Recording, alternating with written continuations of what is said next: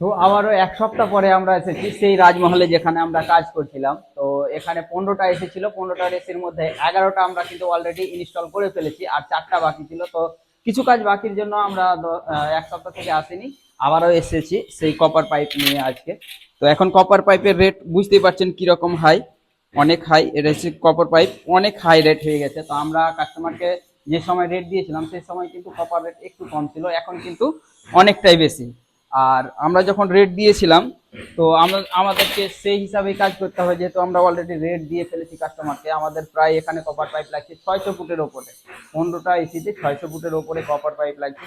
তো আজকে সেই 4টা এসি আছে, 4টা এসি তো কমপ্লিট করতে পারবো না, না হলেও দুটো কমপ্লিট করবো, আবার একদিন এসে কাজ করে যাব। তো আমাদের এখানে সামানগুলো রেডি হচ্ছে, দেখুন কপার পাইপ অবস্থাতে কম আছে অনেকটি। আর এখানে লাগছে একটা, এখানে অলরেডি লাগিয়ে দিয়েছি, ওই রুমটাতে অলরেডি লেগে গেছে একটা, একটা বাকি আছে।